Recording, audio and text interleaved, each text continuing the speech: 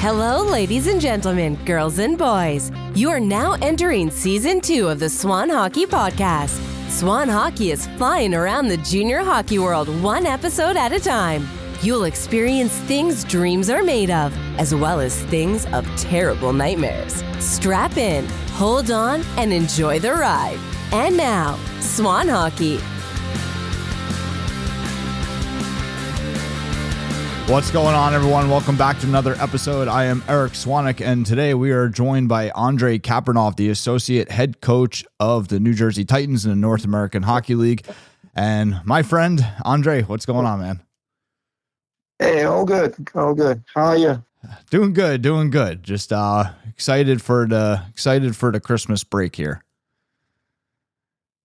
Yeah, it's a long season, so we need that break. Agree. Yeah. And so, it's good for everybody to reset, and like obviously players got to take advantage of this now. I speak to players all the time about this, about making sure that you're resting up and taking advantage of recovery and everything like that, because a lot of guys, they start paying attention to that in March, and by March it's too late. You're already shot to shit. Like you gotta be keeping up with the recovery all season long and taking advantage of these breaks like we have coming up. Yeah, it's a 31 game in already, so it's basically half of the season. I think it's a perfect timing to have a break. Yeah, absolutely. I saw you guys had a big weekend this weekend. You split with Maine, with Nick Skurlik. We had him on the show recently, a few episodes back. You guys lost the first one and then won the second one, right? Overtime, right, on Saturday? No, on regulation. Oh, that was a good game. Yeah, so we were like up to nothing after the first period when we down 4-3 after the second, and we scored 2 goals in the third period to secure the win. Yeah, so we kind of end up like calendar season with the win, which is good. Yeah, and you guys had your big Titans Christmas party that night, which was obviously pretty cool to get the win on that, on that night. Yeah. But yeah, your division is so tight. I was looking at it before and I got it pulled back up here, and it's really cool. So like you guys right now, you guys are sitting in fourth, but you're 3 points out of second. Rochester's in second, Maine is in third. You guys are sitting in 4, but it's so like that race for second is so tight. And this division, like 39 points puts you in fourth in this division, but 39 points would put you in second or tied for second in every other division of the league. Yeah, historically it's like that. East division always super tight. It's like last season, like absolutely the same. Last season was like point by point. Every single weekend is big because of that. Yeah. So.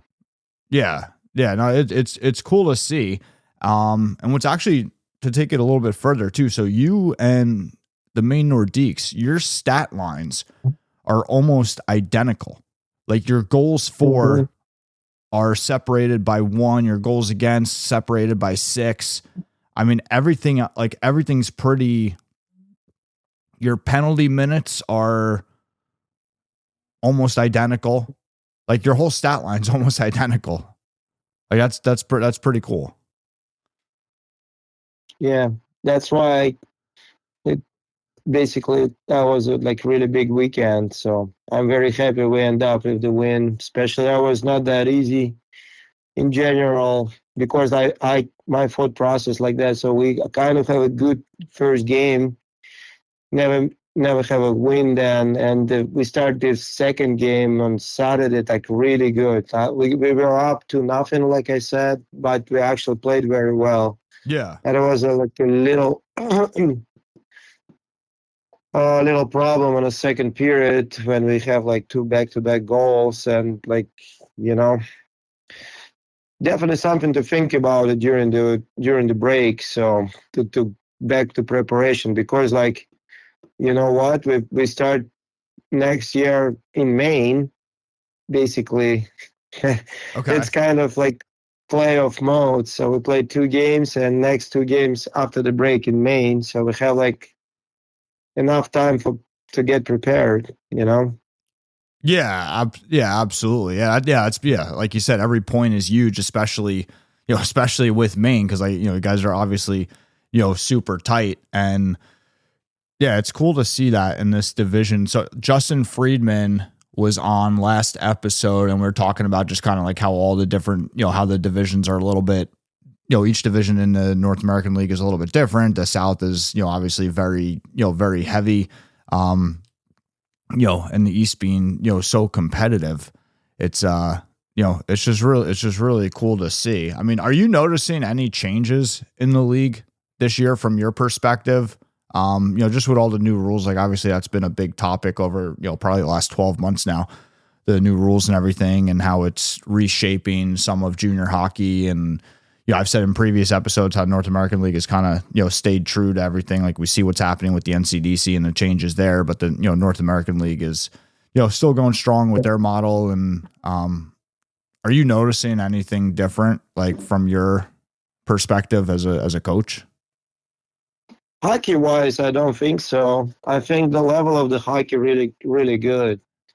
Basically, commitment wise, it's probably will be a little different. Right now, it's not that many D1 schools here, but it's like best D3 schools now there, and still very big deal to perform every weekend, for the players as well. So hockey wise, I don't think it's easier right now. It's not that easy.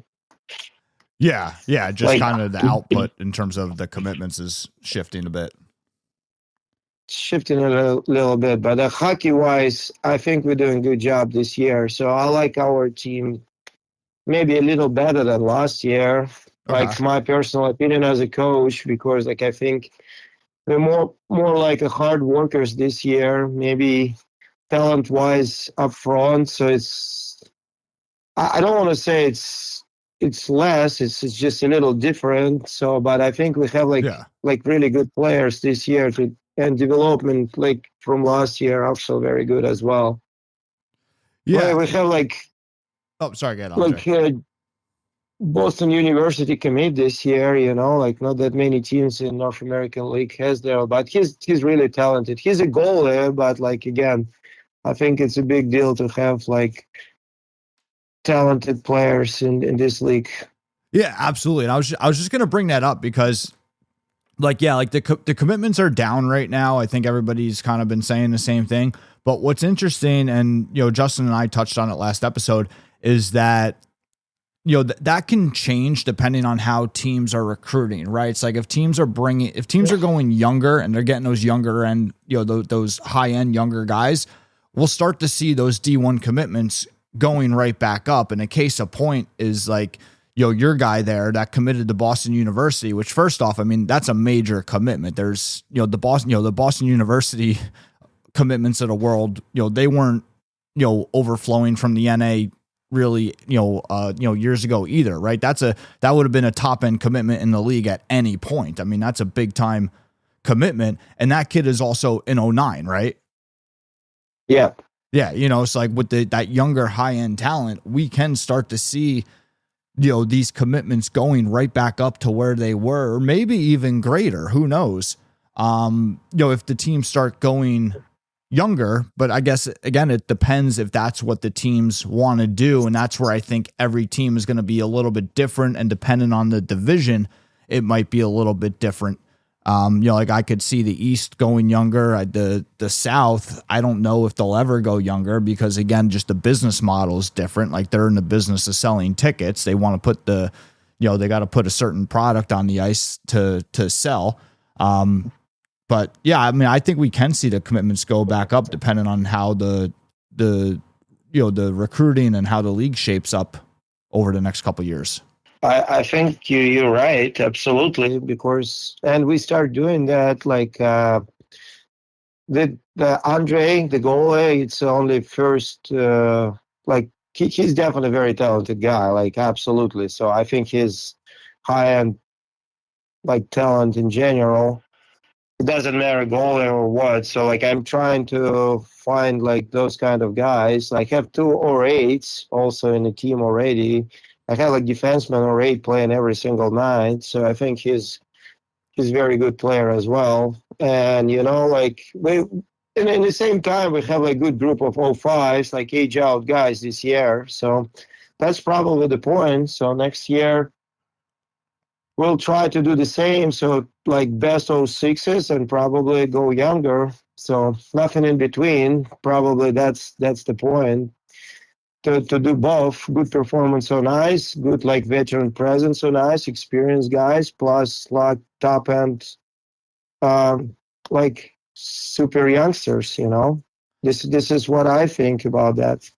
Yeah, absolutely. And I think people might be surprised too with the 05s. Like I think we can see, like I think it's very possible that we could see a decent amount of 05 commitments coming on at the last minute, because it kind of reminds me of the D3, what would happen in, I guess D3 over the years is if you look at a league, you look at some of the tier 3 leagues, right, where they would get good D3 commitments, but a lot of them would probably come later after the D3 teams struck out with their, they'd go after tier 2 junior A guys, North American Hockey League guys. And then if they're sitting there in March and, they're looking for that last piece of the puzzle and they can't get the North American League guy, or North American League guy's dragging his feet, they'd go get that top end guy from tier 3 and call it a day.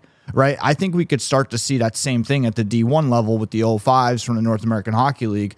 Like where, okay, some of those D1 schools, they may be, their wish list right now might be CHL or USHL. But as we get towards the end of the season and some of that's not materializing for those guys, which, that happens all the time, right? It's part of the whole process, for everything. As some of that starts to not materialize, we start getting later on in the season. I think it's very possible then we'll start to see an uptick in those 05 commitments to the D1 level coming from the North American Hockey League. I'm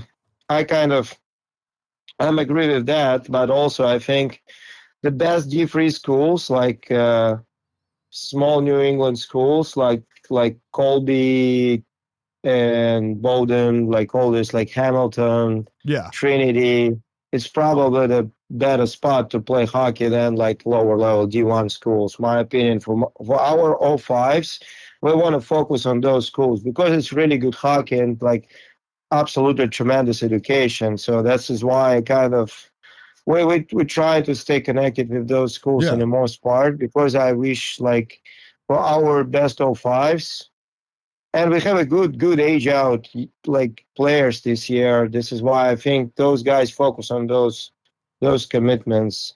If something pops out, like you're saying, D1, like good like good possibility. I think they'll try, but if not, it's not. They already have like something like really good in their pocket. So I think we're doing a good job with those schools, and I think this is our goal for now. Plus, for fives, I'm saying like all fives. That's their goal, and for the next year. So I don't think we have like good amount of like really talented 06s. So we gotta find like those like guys somewhere like later in the season, or probably weird trades and stuff. But I think this model should work, and like this model, it's actually making your team better and your commitments number good enough, like, and I think we got to follow that direction in future as well. Yeah, well, because there's also nothing wrong with it, right? Like to your point, there's great opportunity in other places other than Division I. And I think people will see that when they, the more they look, the more they look into it and everything. You guys looking at trying to get any 06s from Major Junior? Like, so obviously Major Junior, every team can only keep 3 next year. So there's going to be a lot cut. And only so many can go to the USHL, because the USHL, obviously, with their 20-year-old restrictions and their import restrictions, their 20-year-old restrictions. North American Hockey League doesn't have 20-year-old restrictions, so you guys can grab as many of those guys as you can, as long as you can fit them in the import allowance. Is that something that you guys were thinking of like trying to get those guys in? Yeah, we're in touch with like a few guys right now. Like we wish them all the best in USHL and in Canada, as you're saying. But like, we'll see how it goes. Like, again, we don't want to push guys up or down, so it's all their decisions. But like, we know the guys we're looking for, and we kind of in touch with them right now. We'll see how. Like, again, it's only January, right? So like late December. So like it's 3 more months, and we'll see how it goes. Like, I do think every single person need to make his decisions in the right time. Like, need to play in the best level possible. But I think our league is good enough for those guys, and competition, like you're saying, and everything else in this league, it's really good to have a chance to Yeah. play an age out year.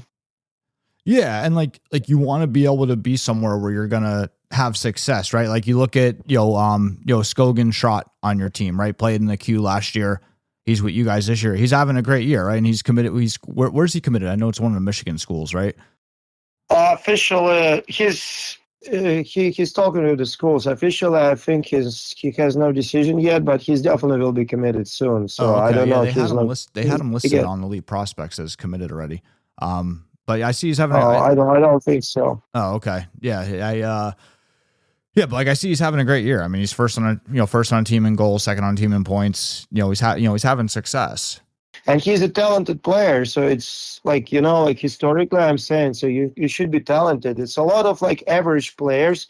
Sometimes like they just big or they just fast or so. Like, I think like your example, Skogan is really talented guy. Not easy person to work with, like, but really talented. This is why I think it's a really good player, like to the college coaches. Like, the talent is there. Everybody Yeah. need to understand that. So it's not that easy, like, to find the talent, and the talent like means more than everything else. Like, to play the hockey game, you have to have talent. So like everything else is like after that. Right. And Yep. this is a perfect example. Exactly those players they're trying to look for. Like, we were looking for like those type of guys, like the players who like really enjoying the game and playing the game the right way and actually talented in the game. So in decisions and everything, not just like, for example, say, oh, this is the guy, he has a good shot. Okay. So many thousands and thousands of players have like good shot. Yeah. It's okay. It's how it should be. But you have to be talented in the game. This is my opinion about that.